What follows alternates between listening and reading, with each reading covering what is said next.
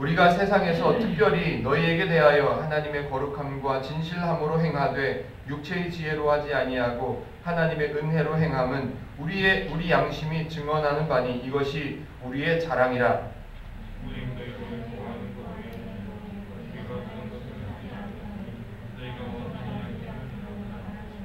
너희가 우리를 부분적으로 알았으나 우리 주 예수의 날에는 너희가 우리의 자랑이 되고 우리가 너희의 자랑이 되는 그것이라.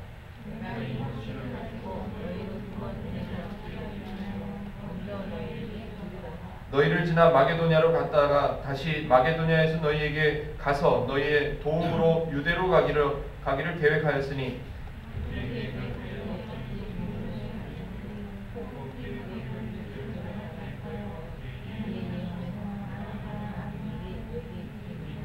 하나님은 미쁘시니라. 우리가 너희에게 한 말은 예하고 아니라 함이 없노라.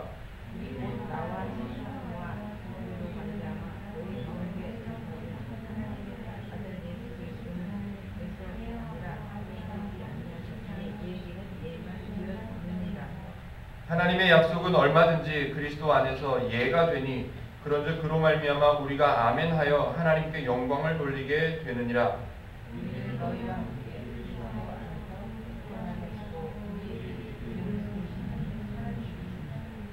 그가 또한 우리에게 인치시고 보증으로 우리 마음에 성령을 주셨느니라.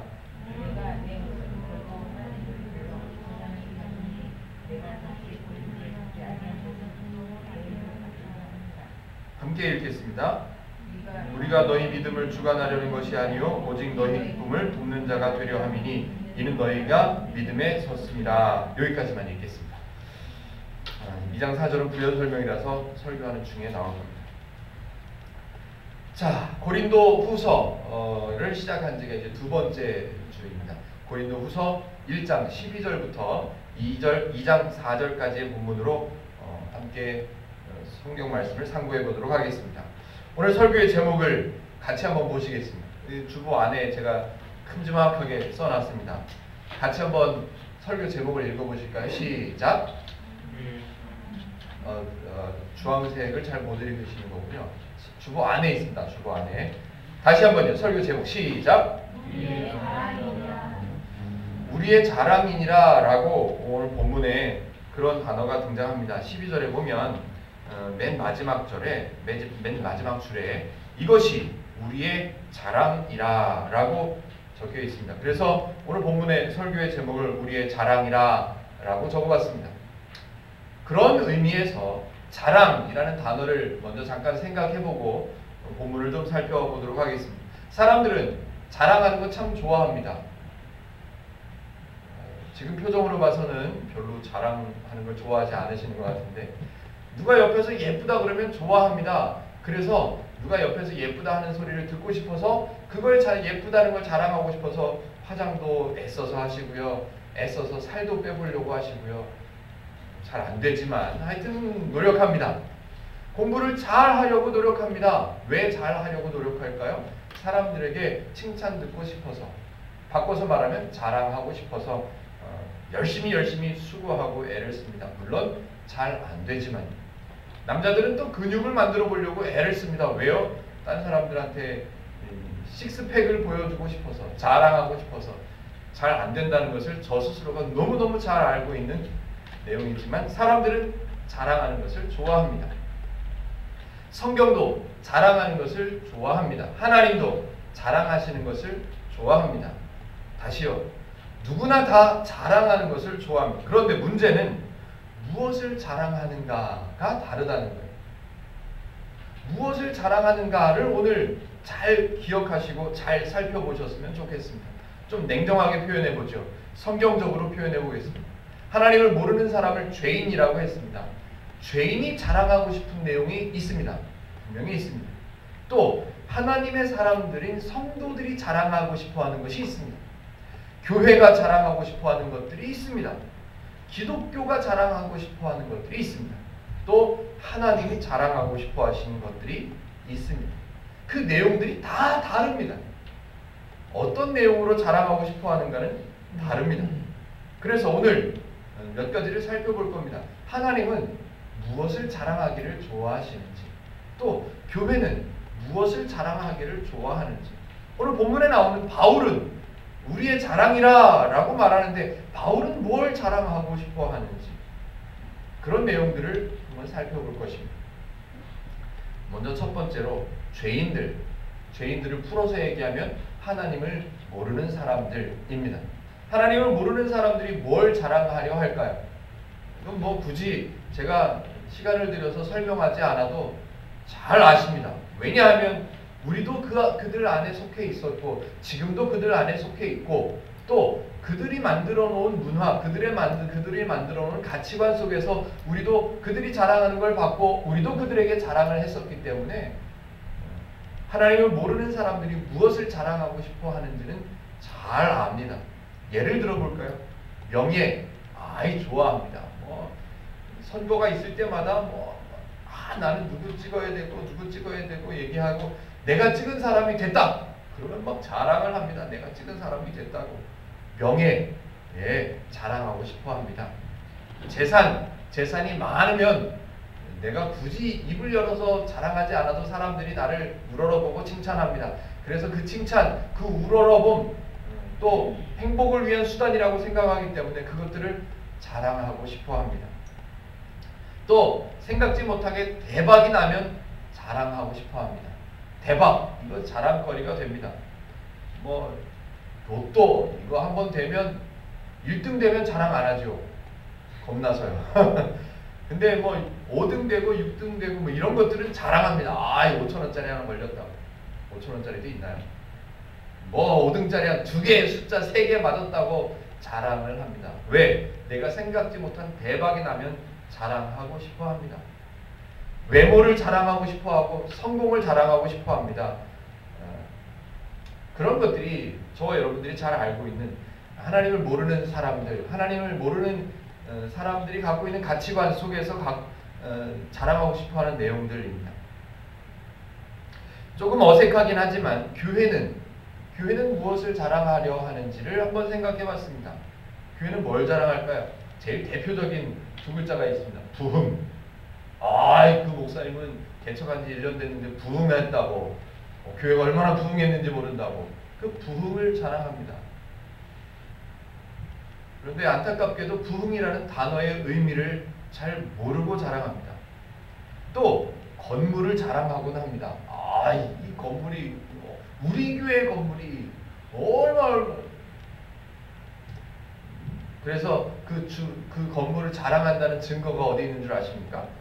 교회마다 조금만 건물이 있는 교회를 가보면 대부분 주보 제일 첫 페이지에 앞 표지에 뭐가 있어요?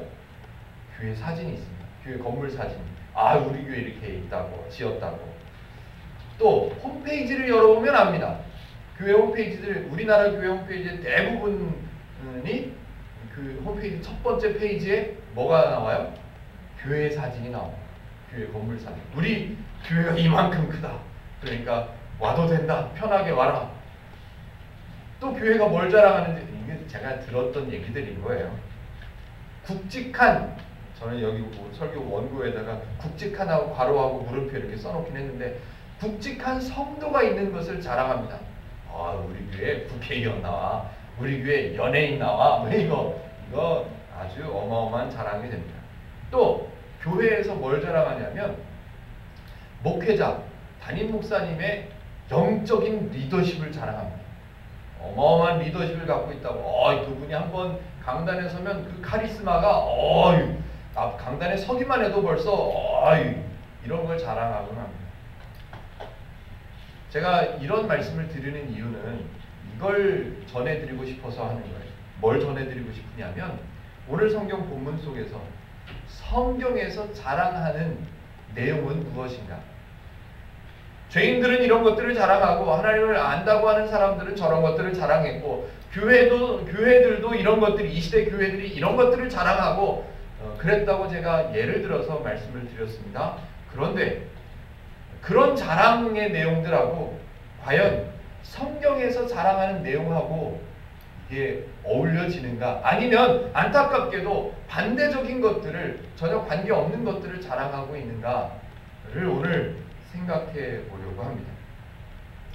중요한 거 한 가지를 한번 살펴보죠. 하나님은 뭘 자랑하실까요? 하나님은 과연 어떤 내용을 자랑하는 것을 좋아하실까요? 성경에 이렇게 여기저기를 살펴보면요, 하나님께서 자랑하신 내용들이 많이 등장합니다. 다윗 내 마음에 합한 자라 얘기하고요, 또 믿음의 조상이라고 또 칭찬하시기도 하고요, 사람들 앞에 자랑하기도 합니다. 또 예수님을 얼만큼 자랑하시냐면요, 이는 내 기뻐하는 사람이요, 이 땅에 기쁨을 가져다 줄 사람이라고, 내 사랑하는 아들이라고 자랑하셨습니다. 근데 그분은 예수님이시고, 말고 어떤 사람을 자랑했는데, 여러 사람들을 자랑했는데 그 중에 한 사람, 아주 자랑을 하셔도 이 도가 지나치도록 자랑하셨던 한 사람이 있습니다. 그 사람을 한번 보려고 그래요. 욥이라는 사람 기억하시죠? 욥이라는 사람을 하나님께서 자랑하십니다. 뭐라고 자랑하시냐면, 자랑하시는 내용을 이제 살펴볼 건데요, 어느 정도로 자랑하시냐면, 얼마나 이 욥이라는 이 자식이 자랑스러운지 너무너무 확신을 갖고 계세요. 얘는 뭐 확실해, 나를 섬기는.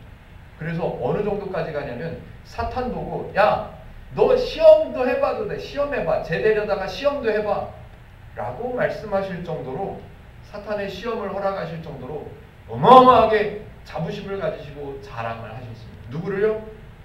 욥이라는 사람. 욥, 재산이 많았습니다. 어마어마한 재산을 갖고 있었습니다. 욥, 자녀들도 많았습니다. 그리고 그 자녀들 중에 딸들은 또 너무너무 예쁘다고 성경에서 써놨습니다. 명예도 있습니다. 권력도 있었습니다. 그런데 제가 처음에 소개해드렸던 예들 중에 하나님을 모르는 사람들의 자랑 다 갖고 있습니다. 돈 많죠, 명예 있죠, 권력도 있죠, 자식들도 잘 됐죠, 다 있습니다, 자랑거리들이. 그런데 그런 자랑을 성경에서 이야기하지 않습니다. 하나님은 욥이 사업을 너무너무 잘해가지고 이만큼 재물을 모았다는 자랑하지 않으십니다. 욥이 얼마나 신앙생활을 열심히 했는지, 얼마나 예배를 빠지지 않고 잘 나왔는지, 얼마나 헌금을 많이 했는지, 그런 내용은 하나님의 자랑의 대상이 되지 못했습니다. 욥이 얼마나 많은 행사들을, 얼마나 많은 일거리들을 잘 완수하고 깔끔하게 일들을 마무리했는지, 그런 내용을 자랑하지 않았습니다. 욥이 선한 일도 참 많이 했다, 아픈 사람도 도와주고 어려운 사람들도 돈도 주고 기부도 해주고, 이런 내용도 자랑하지 않으셨습니다. 욥기 1장 8절 제가 한번 읽어보겠습니다. 하나님의 자랑을 잘 한번 들어보십시오. 여호와께서 사탄에게 이르시되 내가 내 종 욥을 주의하여 보았느냐? 그와 같이 온전하고 정직하여 하나님을 경외하며 악에서 떠난 자는 세상에 없느니라. 하나님께서 욥을 자랑하시는데요, 욥이 재산도 많고 명예도 있고 권력도 있고 자식들도 잘 됐고 사업도 잘했어요. 그런데 그 모든 것들을 다 제껴놓고 하나님이 자랑하시는 것은 악에서 떠났다. 여기서 성경에서 말하는 악이 뭐예요? 하나님과의 관계가 끊어져 있는 것을 악이라고 합니다. 그걸 죄라고 해요. 그런데 욥은 하나님과의 관계가 끊어지지 않았대요. 악에서 떠나 있대요. 하나님과의 관계가 끊어진 그런 데에서 떠나 있대요. 아주. 그걸 자랑하십니다. 하나님이 저와 여러분들을 자랑하신다면 뭘 자랑하실까? 야, 아무개 집사도 참 이쁘다. 나 너 이쁜 것 때문에 자랑스럽다. 그렇게 자랑하지 않으신다. 야, 너 참 헌금 많이 했구나. 야, 헌금 많이 해서 내가 너를 자랑 삼고 싶다. 그런 말씀을 안 하신다. 하나님께서 저와 여러분들을 자랑하고 싶어 하신다면, 하나님께서 저와 여러분들이 하나님을 잘 알고 하나님과 함께 살아간다면 그것을 하나님께서는 자랑으로 삼으신다는 말씀입니다. 그런데 안타깝게도 사람들은, 야, 욥이 얼마나 이런 예배들을 잘 해가지고 이만한 복을 받았지 않느냐? 사람들은 거기에 관심을 갖습니다.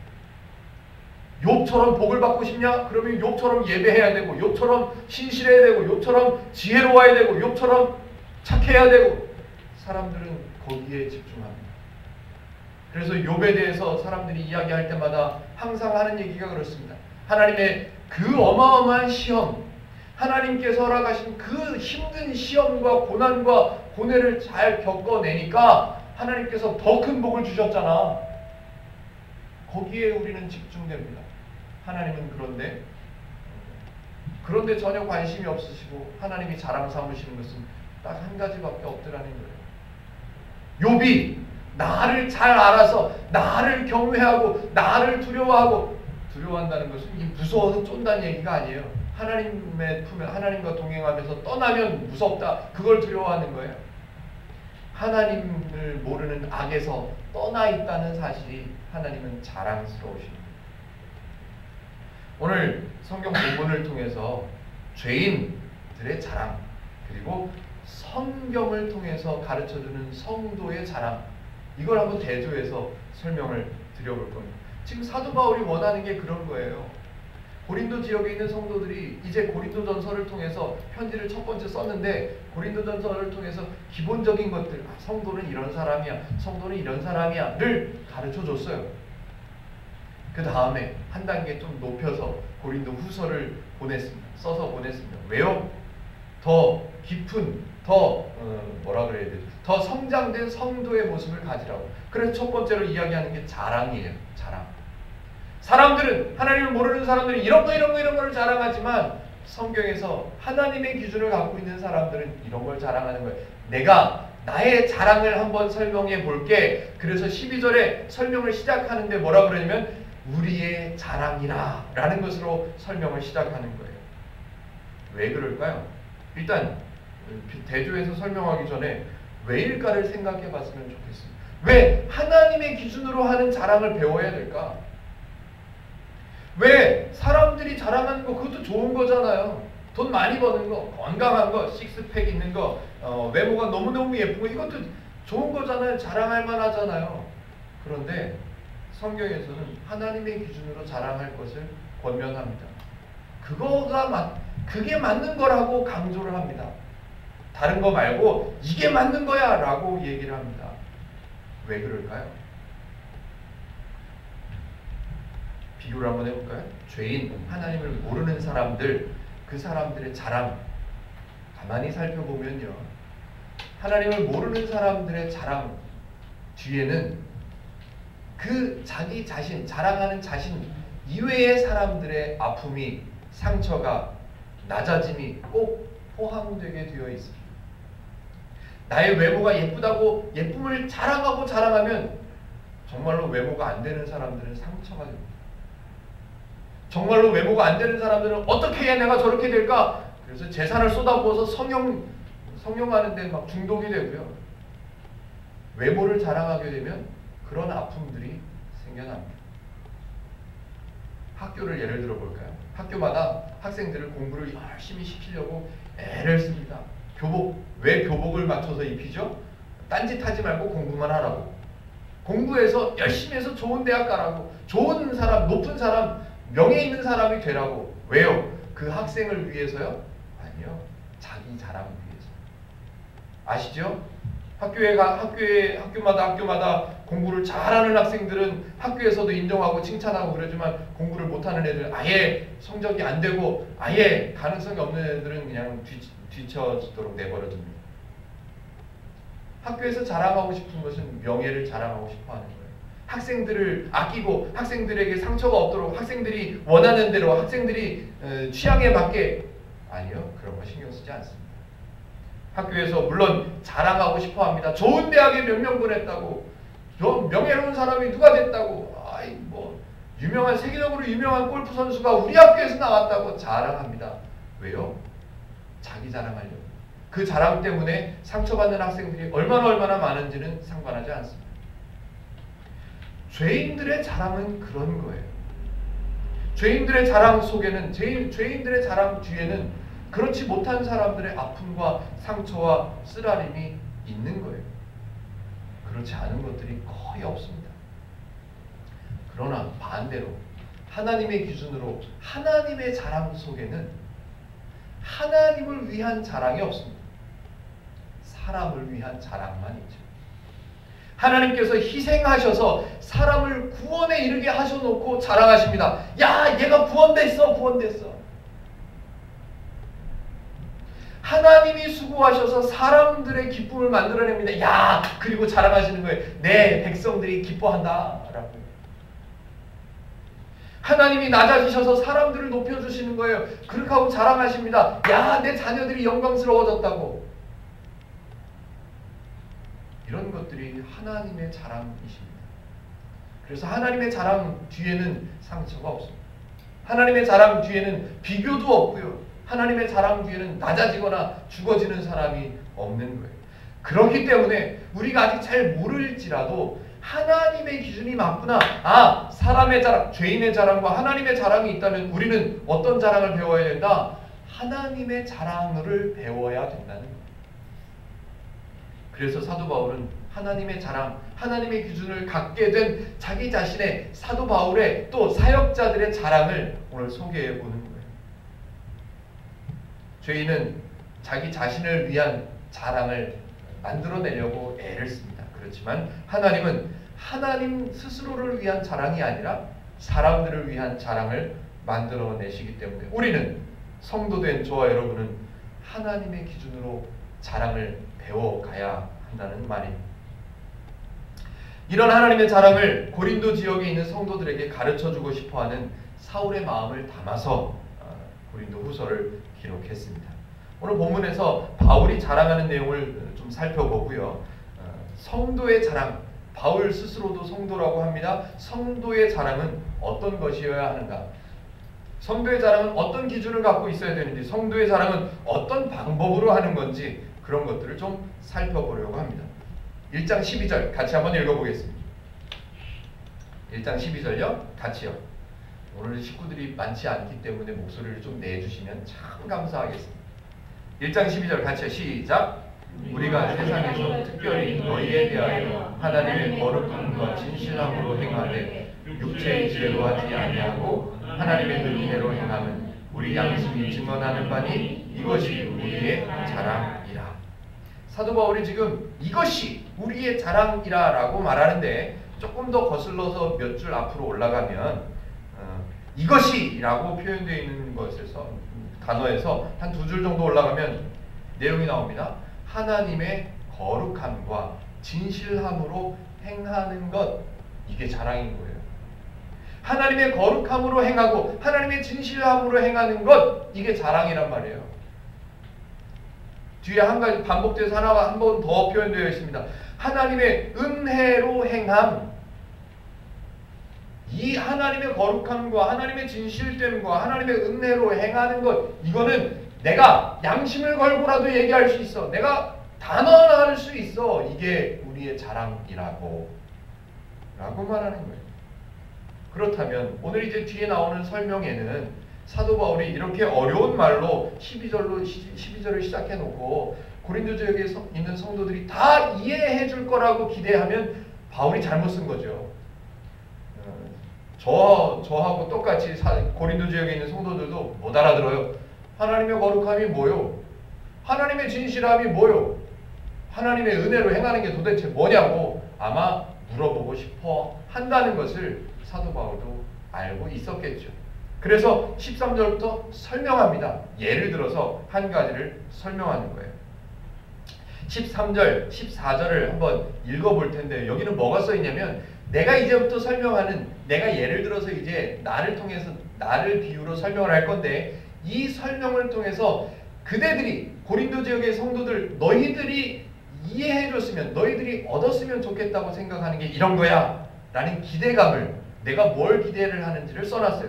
13절, 14절 제가 한번 읽어보겠습니다. 오직 너희가 읽고 아는 것 외에 우리가 다른 것을 쓰지 아니하노니 너희가 완전히 알기를 내가 바라는 것은, 이걸 기대한다는 거예요. 뭘 기대하냐면 너희가 우리를 부분적으로 알았으나 우리 주 예수의 날에는 너희가 우리의 자랑이 되고 우리가 너희의 자랑이 되는 그것이라. 이게 무슨 말이냐면요, 사도 바울은 가르치는 사람이잖아요. 그리고 고린도 지역에 있는 성도들은 배우는 사람이에요. 뭐를요? 하나님을, 하나님의 기준을, 하나님의 진실함을, 하나님의 거룩함을, 하나님의 은혜를 가르치는 자와 듣는 자, 배우는 자가 있다는 얘기예요. 근데 사도 바울이 뭐라고 얘기하냐면 너희는 우리의 자랑이 되고 우리는 너희의 자랑이 되었으면 좋겠다라고 말합니다. 바꿔서 제가 풀어서 설명하면 이렇습니다. 가르치는 자는 듣는 자를 자랑하게 되고 듣는 자는 가르치는 자를 자랑하게 되는 것, 나는 그걸 바란다 라고 말합니다. 조금 더 현실적으로 표현해 볼까요? 목사는 성도를 자랑하고 성도는 목사를 자랑하는 것, 그것을 원한다. 단 조건이 하나 있습니다. 어떤 조건이냐면 내가 배운, 내가 갖게 된 하나님의 기준으로 목사는 성도를 자랑하고 성도는 목사를 자랑하는 그런 사람들이 너희가 되었으면 좋겠다라고 사도 바울의 기대를 이야기합니다. 그리고 나서 이제 쭉 설명을 합니다. 2장 4절까지의 내용이 한 토막의 스토리가 될 것 같아서 제가 본문을 그렇게 잡아봤습니다. 그렇다면 이제는 성도가 서로의 자랑이 되는 방법, 목사는 성도를 자랑하고 성도는 목사를 자랑하고 다 성도잖아요. 이 성도는 저 성도를 자랑하고 저 성도는 이 성도를 자랑하는 그 방법을 이제 사도 바울이 자기 자신의 마음을 열어서 예를 들어서 설명을 하는 거예요. 자, 이제 사도 바울이 사실 하나를 던져놓습니다. 어떤 사실을 던지냐면 제가 순서를 좀 이 내용들을 순서를 좀 섞어가면서 제가 이해되기 쉽도록 설명을 해보겠습니다. 어떤 사실 하나를 던지냐면 23절요. 23절에 보면 이런 얘기를 합니다. 내가 내 목숨을 걸고 하나님을 불러 증언하시게 하노니 여기요. 잘 보세요. 내가 다시 고린도에 가지 아니한 것은 하고요. 지금 사실 하나만 먼저 잡아보십시오. 어떤 사실이 있냐면 이 앞부분에 14절, 15절부터 쭉 읽어보면요. 야, 내가 너네한테 가려고 그랬어. 내가 어디를 마게도냐를 거쳐서 너네한테 가려고 그랬어. 너네한테 들러가지고 너네도 만나보고 너네들이 알고 있는 것도 바르게 세워주고 이렇게 하려고 그랬어. 그런데 실제적인 사실은 뭐예요? 안 갔어요. 내가 다시 고린도에 가지 아니한 것, 사실이 뭐냐면 안 갔다는 거예요. 그 안 간 것에 대한 설명을 해줍니다. 그 설명을 잘 이해를 하셔야 돼요. 고린도 지역에 가려고, 내가 너희에게 가려고 이런 계획도 세워보고 저런 계획도 세워봤어. 마게도냐라는 지역을 거쳐서 너희에게 꼭 가려고 내가 계획을 세워봤어 라고 말합니다. 그런데 사도 바울은 오늘 본문 속에서 아무리 읽어봐도 야, 내가 가려고 계획했었는데 못 갔어. 아이, 미안해. 이런 표현이 없습니다. 아, 내가 사실은 이런저런 사정이 생겨가지고 가려고 했는데 못 갔어. 라고 변명하지도 않습니다. 오히려 사도 바울은 내가 다시 고린도에 가지 아니한 것은 하면서 그 뒤에 뭐라고 써놨냐면 너희를 아끼려 함이라 라고 대놓고 얘기합니다. 가려고 계획을 다 세워놨다고 앞에 15절, 14절, 15절 쭉 장황하게 설명해놓고 안 갔대요. 못 간 것도 아니고 안 갔대요. 이러저러해서 못 갔어. 내가 몸이 아파서 못 갔어. 못 갔다는 표현이 아니라 안 갔대요. 본문에 읽어보셨죠? 고린도에 가지 아니한 것은 너희를 아끼려 하면 오히려 당당하게 이야기합니다. 이제 사도 바울의 마음을 잘 한번 속속들이 하나하나 이해를 해보십시오. 먼저 바울이 행한 일의 기준이 이런 기준을 갖고 있는 거예요. 일단 다 제껴놓고 내가 안 갔는데 안 간 이유는 너희를 위해서야. 지금 사도 바울의 상황을 설명하는 게 아니에요. 내 사정을 설명하는 게 아니라 내가 왜 안 갔냐 하면 너희를 위하는 거야. 사도 바울이 배운 기준, 하나님의 기준을 배웠는데 어떤 기준을 배웠냐면 우리가 고린도 전서에서 제가 여러 번 이 단어를 말씀드렸습니다. 하나님의 질서 기억나십니까? 하나님의 질서는 나보다 더 큰 유익이 필요한 사람을 우선해 주는 걸 하나님의 기준이라고 질서라고 설명을 드렸습니다. 사도 바울은 그 기준을 갖고 있는 거예요. 나를 위해서가 아니라 너희를 위해서 하는 거야. 요걸 하나 붙잡으십시오. 사도 바울은 고린도 지역에 있는 성도들을 위해서 안 갔대요. 가려고 계획은 다 세워놨었어요.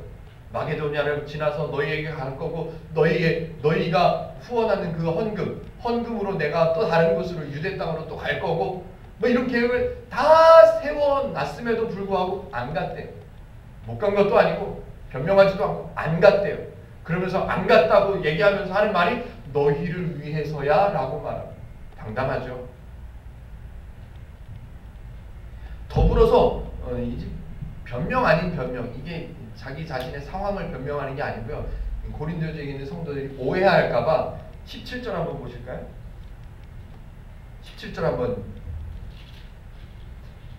같이 한번 읽어볼게요. 이해가 되시는지 한번 읽어보세요. 시작! 이렇게 계획할 때에 어찌 병소리 하였으리요? 혹 계획하기를 육체를 따라 계획하여 예 하면서 아니라 하는 일이 내게 있겠느냐? 고린도 지역의 성도들이 오해할까봐 그냥 읽으셔서는 잘 모르시겠죠? 제가 우리말로 한번 설명해 볼게요. 야, 내가 아무 생각 없이 계획했겠냐? 내가 겉으로만 내 욕심으로만 갈게 꼭 간다 라고 말해놓고 속으로는 에이 가봐야 얻을 것도 없지 뭐 안 가 속으로 내가 그렇게 생각하는 내가 그런 사람이겠냐? 지금 그 얘기를 하는 거예요. 말로만 간다고 하고 속으로는 안 간다고 생각하고 나 그런 사람 아니다. 오해하지 마라. 변명 아닌 변명을 하나 설명해 놨습니다. 그리고 두 번째요. 사도 바울하고 그 고린도 지역에 있는 성도들하고의 관계를 분명하게 해줍니다. 이 지금 고린도 지역에 있는 성도들이 어떻게 생각하냐면 바울을 엄청난 지도자라고 생각하고 있습니다. 바울이 와야 우리가 도움을 얻을 수 있고 바울이 와야 우리가 바르게 세워질 수 있고 이런 생각을 하고 있습니다. 그런데 사도 바울은 그 생각조차를 다시 바꿔서 설명하고 있는 24절을 한번 읽어볼게요. 24절에 뭐라고 써있냐면요. 우리가 너희 믿음을 주관하려는 것이 아니요 오직 너희 기쁨을 돕는 자가 되려 함이니 이는 너희가 믿음에 섰음이라. 제가 한번 풀어서 설명해 볼게요. 지금 고린도 지역에 있는 성도들은 바울을 지도자라고 생각합니다. 바울이 말하는 대로 우리는 배워야 돼. 바울이 말하는 대로 우리는 따르면 되고 바울이 가르치는 대로 우리는 배우면 된다고 생각하고 바울의 지도력, 바울의 그 카리스마, 바울의 방문하는 것조차를 너무너무 귀하게 생각하고 기다리고 있습니다. 그런데 사도 바울은 반대로 말합니다. 우리는 너희의 믿음을 주관하려는 것이 아니라고. 너희를 우리가 주관하고 우리가 너희를 지도하고 우리가 너희를 계도하고 우리가 너희를 어떻게 꽉 잡아가지고 이끌어가는 그런 사람이 되는 게 아니야. 우리는 어떤 사람이냐면 너희의 기쁨을 돕는 자 이렇게 설명합니다. 다시요. 목사는 성도의 기쁨을 위해서 돕는 사람일 뿐이에요. 더 이상 없습니다. 더 심오하고 더 일을 있는 오해하지 마시라고 제가 설명해 보겠습니다. 하나님하고 목사하고는 하나님하고 목사하고의 관계를 보면 분명히 일꾼입니다. 맞아요. 하나님의 선택을 받은 아주 귀한 아주 소중한 하나님의 입장에서 볼 때 하나님께서 세우시고 하나님께서 부르셔서 하나님께서 써먹으시는 일꾼이에요. 맞아요. 귀한 사람입니다. 목사는요. 그런데 하나님과 목사와의 관계를 보면 귀한데 목사와 성도와의 관계를 보면 하나님께서 세우신 목적이 그거거든요. 성도의 기쁨을 도와라. 성도의 기쁨을 위해서라면 너는 낮아져야지. 성도의 기쁨을 위해서라면 너는 좀 이렇게 취급을 못 당해도 되지. 하나님과 목사의 관계를 보면 참 귀한데 목사와 성도와의 관계를 보면 고린도 지역에 있는 성도들이 생각하는 것 같은 우리의 지도자, 우리의 탁월한 스승 이런 사람이 아니라는 거예요. 사도 바울은 그걸 정확하게 합니다. 너희의 기쁨을 돕는 자. 사도들을 사역자들을 그렇게 설명합니다. 그래서 지금까지 제가 뭘 설명드렸냐면 바울이 가지 아니했어. 나는 안 갔어. 너희를 위해서 안 갔어. 라고 말하면서 지금 사도 바울이 하고 싶은 얘기는 이런 거예요. 뻥 아니야. 내가 가고 싶은데 안 간 게 뻥이 아니야. 너희를 위해서 안 갔다는 내 말이 뻥이 아니야. 내가 고린도를 위해서 간 거야. 내가 성도는 너희들의 지도자가 돼서 가서 뭐 탁월한 일을 하고 나 그런 사람 아니야. 라고 여러 가지로 변명하고 변명 아닌 변명을 늘어놓고 설명을 했습니다. 그리고 나서 이제 중요한 설명을 한번 들어보십시오. 2장 1절로 가보겠습니다. 사도 바울이 너희를 위해서 내가 안 갔어. 그 이유를 이제 설명하는데요. 고린도후서 2장 1절을 다 같이 한번 읽어보겠습니다. 시작. 내가 다시는 너희에게 근심 중에 나아가지 아니하기로 스스로 결심하였노니. 자, 제가 중요한 데만 읽어볼게요. 근심 중에 나아가지 아니하기로 스스로 결심. 내가 너희에게 나아가지 아니했는데, 내가 너희들한테 안 갔는데, 내가 너희들이 안 간 것을 내가 결정하는 데는 내가 얼마나 근심을 했는지 몰라. 내가 얼마나 고민을 했는지 몰라. 가겠다고 다 계획해놓고 계획을 다 얘기해놓고 안 갔어. 너희를 위해서. 그 결정을 하는 데는 내가 쉽게 결정한 게 아니야.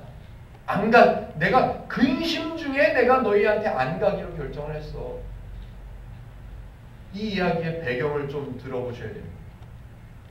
고린도 지역에, 고린도 전서에서 살펴보면 고린도 지역에 여러 가지 갈등들, 여러 가지 교회 안에 부딪힘들이 있었다고 제가 소개를 했었습니다.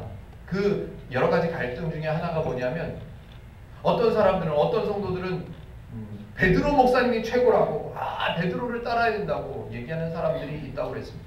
또 어떤 사람은 아볼로 목사님이 최고라고, 또 어떤 사람은 바울 목사님이 최고라고, 그런 갈등들에 대한 이야기도 있었습니다. 그래서 사도 바울은 고린도 지역에 가서 그걸 바로잡고 싶은 마음이 있었죠. 바로잡고 싶은 마음을 가졌지요. 어떤 걸 바로잡아요? 나에 대해서 오해하는 사람들이 있다는 거예요. 베드로를 따르는 성도들은 뭐라 그래? 야, 바울이 왜 최고냐? 그 바울 잘못한 사람이야. 그 사람이 한 일이 대단하긴 하지만 잘못한 것들도 많아. 라고요. 아볼로를 따르는 목사님들도, 성도들도 이야기합니다. 바울이 가르친 내용이 이런 거 저런 거였었는데, 아무래도 아볼로 목사님의 얘기를 비춰보면 이게 좀 다른 것 같아. 바울을 오해하는 사람들의 이야기를 들었습니다. 여러분 같았으면 어떨 것 같습니까?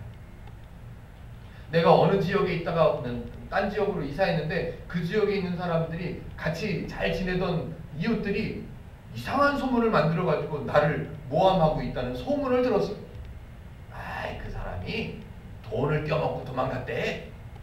이런 소문이 막 돌았다고 해봅시다. 친하게 지내던 사람들이에요. 내가 쫓아가서 오해를 풀고 싶은 마음이 있겠습니까? 없겠습니까? 쫓아가서 오해를 풀어야죠. 왜 나를 그렇게 오해하냐고, 왜 나를 그렇게 모함하냐고 가서 오해를 풀고 싶죠. 사도 바울도 그 생각을 했다는 거예요. 그래서 근심한 거예요. 내가 가야 되는데 그네들을, 고린도 지역에 있는 성도들을 생각해보자. 뭘 생각해요? 비교를 해보는 거예요. 내가 가서 나에 대한 오해를 푸는 것이 중요할지, 아니면 그 지역에 있는 성도들이 내가 갔을 때, 내가 가서 오해를 풀려고 나에 대해서 막 변론을 했을 때 나에 대해서 오해를 갖고 있었던 사람들이 어떨까? 바울은 아니라고 생각했는데 바울이 맞다 그러면 그 사람들의 마음은 어떨까? 혼돈스럽고 상처받고 아파하고, 야, 내가 이때까지 그럼 꽝이었던 거야? 내가 이때까지 그럼 잘못했던 거야? 나는 뭐지? 그런 상처를 받으면 어떨까? 어떻게 할까? 그래서 사도 바울이 설명합니다. 야, 내가 근심 중에 안 가기로 결정한 것은 그들을 위해서다. 나 변명하는 것은 내가 하고 싶기는 하지만 나 변명하는 것은 그렇게 중요하지 않아. 내가 가서 나를 변명했을 때 그곳에서 상처받게 될 사람들을 생각해보면 차라리 내가 안 가는 게 너희를 위한 것이라고 나는 판단했다. 결심했다. 뭐라고 그랬어요? 그래서 근심 중에 가지 아니하기로 결심했다. 지금 뭐를 설명하는 거예요? 사도 바울이 갖고 있는 하나님의 기준으로 자랑하는 것을 설명하는 과정입니다. 놓치지 마세요. 그래서 사도 바울이 직접 고린도 지역에 가서 자기 자신에 대한 오해를 푸는 것보다 오히려 그 오해를 풀어감으로 인해서 상처받게 되는 성도들이 있을까봐 안 가는 거예요. 그러면 이렇게 설명을 드렸기 때문에 2장 2절과 3절과 4절을 읽어보면 이제 본문이 이해가 될 것 같습니다. 제가 한번 빠르게 읽어보겠습니다. 한번 내용을 이해해 보십시오. 내가 너희를 근심하게 한다면 내가 근심하게 한 자밖에 나를 기쁘게 할 자가 누구냐? 나 안 기쁘다 그거죠. 나 때문에 너희들이 근심하게 되면 안 기쁘다. 내가 이같이 쓴 것은 내가 갈 때에 마땅히 나를 기쁘게 할 자로부터 도리어 근심을 얻을까 염려하며, 너희들이 기뻐하게 하기 위해서 나는 가려고 하는 건데 내가 감으로 인해서 기뻐할 사람들이, 기뻐해야 될 사람들이 오히려 근심하게 될까 봐 난 그게 두렵다. 또 너희 모두에 대한 나의 기쁨이 너희 모두의 기쁨인 줄을 확신함이로라. 내가 마음에 큰 눌림과 걱정이 있어 많은 눈물로 너희에게 썼노니 이는 너희로 근심하게 하려 한 것이 아니오 오직 내가 너희를 향하여 넘치는 사랑이 있음을 너희로 알게 하려 함이라. 이해가 되십니까? 나 가려고 계획했어. 나 가려고 마음도 먹었어. 나 가서 뭘 하고 싶은지도 생각도 했어. 그런데 너희들을 생각해 보니까 나는 너희들의 기쁨 때문에 움직이는 사람인데, 나는 너희들의 기쁨 때문에 세워진 사역자인데, 내가 가서 나를 변론함으로 인해서 너희가 근심될 것 같다. 내가 너희들의 기쁨을 원하는데 오히려 너희가 슬퍼질 것 같다. 아파할 것 같다. 그래서 나는 근심해 보니까 근심 중에 나는 스스로 안 가기로 결정했다. 그들의 기쁨, 그들의 상처받지 않음, 그것들을 위해서 사도 바울은 안 갔다고, 너희들을 아끼기 때문에 내가 안 갔다고 자랑합니다. 아주 대놓고 얘기하는 거예요. 당당하게. 사도 바울이 얘기하는 이것이, 이 기준이 하나님의 질서인 거고요, 하나님의 거룩함인 거고요, 하나님의 진실함인 거고요, 하나님의 은혜를 아는 사람인 거죠. 한 가지만 더 살펴보죠. 고린도후서 1장 8절입니다. 요 1장 8절에 나오는 내용만 이해를 하시면 오늘 본문의 내용을 잘 이해하셨다고 생각됩니다. 고린도후서 1장 8절 같이 한번 읽어보시죠. 시작. 하나님은 미쁘시니라. 1장 18절이요. 죄송합니다. 1장 18절이요. 시작. 하나님은 미쁘시니라. 우리가 너희에게 말한 말은 예 하고 아니라 함이 없노라. 제가 어떤 교회에 있을지 이렇게 설명드려도 될까요? 아주 적절한 예인 것 같아서 제가 어떤 교회 부목사로 있을 때 이야기입니다. 이 담임 목사님께서 이제 아주 중요한 직분을 어떤 분에게 맡기려고 부르셔가지고 일을 맡깁니다. 그랬더니 그분이 저와 여러분들이 다 예상하고 있는 바대로 저는 부족해서요. 저는 아직 능력이 안 되고 저는 믿음도 안 되고요. 그렇게 변명들을 늘어놓을 때 이 담임 목사님은 하시는 말씀, 성도에게는 예만 있을 것이고 아니요는 없습니다. 요 고린도후서 1장 18절을 딱 제시를 하시는 거예요. 성도에게는, 하나님의 사람에게는 하나님 앞에서는 예만 있을 것이고 아니요가 없다 라고 뭐라고 그러는 거예요? 순종해라. 그 얘기를 하시는 거예요. 그랬더니 그분이, 그 권사님이 깨갱하면서 예. 그래서 그 일을 맡았어요. 근데 안타까운 것은 오늘 고린도후서 1장 18절은 그런 의미가 아니라는 거예요. 차근차근 보죠. 하나님은 미쁘시니라 라고 적혀 있습니다. 미쁘시니라 라는 말은 미쁘시다 라는 말이 무슨 말이냐면 믿을만하다, 신실하다, 충성되다, 그런 의미를 갖고 있습니다. 미쁘시다가 이상한 의미가 아닙니다. 충성되다는 뜻입니다. 하나님이 미쁘시대요. 하나님은 사람을 위해서 행하시고 사람을 위해서 계획하시고 사람을 위해서 행하시는 그 하나님은 믿을만하대요.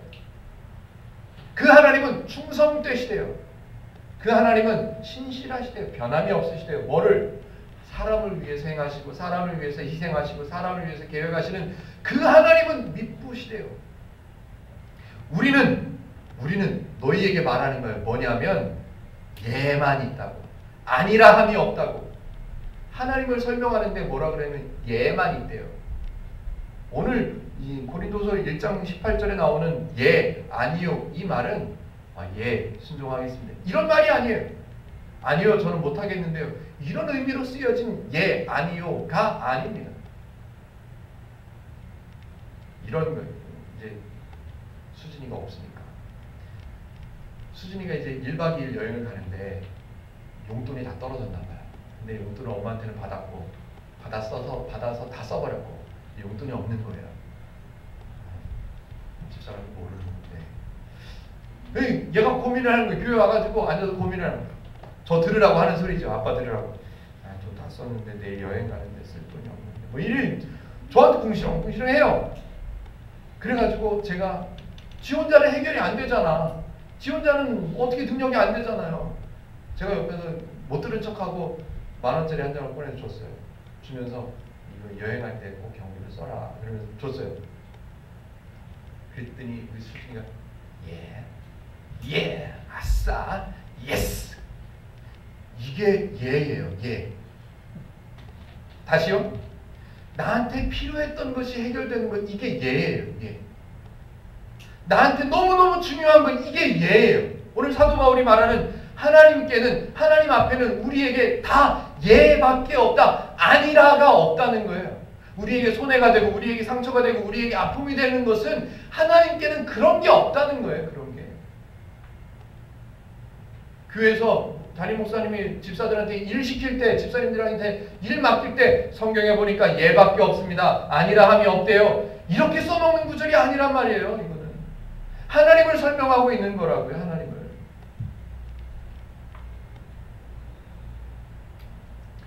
하나님에게는 옳은 것만 있습니다. 하나님께는 사람에게 필요한 것, 사람에게 중요한 것, 사람에게 없어서는 안 되는 것, 그런 것들이 해결되는 것, 하나님께는 그거밖에 없대요. 그래서 하나님에게는 예만 있대요. 예만. 아니라함이 없답니다. 아니라함이. 고린도 지역의 성도들에게 가르쳐 줍니다. 야, 하나님은 예밖에 없으신 분이야. 라고요. 고린도후서 1장 18절 뒤에 나오는 19절과 20절을 제가 한번 읽어보겠습니다.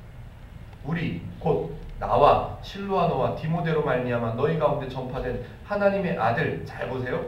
예수 그리스도는 예하고 아니라 함이 되지 아니하셨으니 그에게는 예만 되었느니라.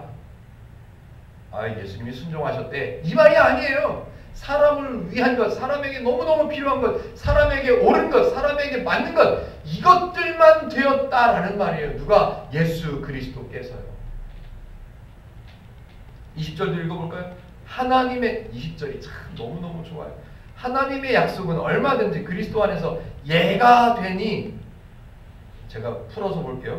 하나님의 약속은 모든 것이 그리스도 안에서 사람들에게 예만 되고 예만 된다. 그런 말이에요.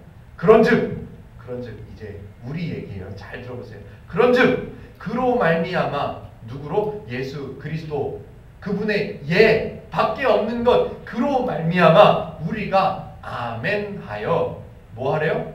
우리가 아멘 하래요. 아멘이 무슨 뜻이에요? 맞습니다. 좋습니다. 예, 그렇게 하세요. 동의합니다. 같은 마음을 갖고 있습니다. 뭐에 대해서? 하나님께서 사람을 위해서, 하나님께서 나를 위해서 희생하시는 것, 하나님께서 나에게 중요한 것들을 주시는 것, 그 예에 대해서 나도 동의합니다. 나는 아멘합니다. 라고 하래요. 그 아멘하는 것, 하나님께서 다 주신다고, 하나님께서 희생하시겠다고 말씀하시는 그 예에 대해서 우리가 아멘하는 것이 사도 바울이 뭐라고 표현하냐면 그것이 바로 하나님께 영광을 돌리게 되느니라 라고. 제가 좀 짚어서 얘기해 볼까요? 하나님을 위해서 열심히 충성하면서 사는 것이 하나님의 영광을 위해서 사는 거야? 가 아니래요.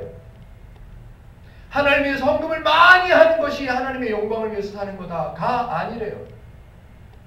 하나님을 위해서 내가 열심히 희생하면서 사는 거가 하나님의 영광을 위한 거가 아니래요. 반대래요. 반대. 하나님께서 너를 위해서 얼마나 희생하는지를 알아봐.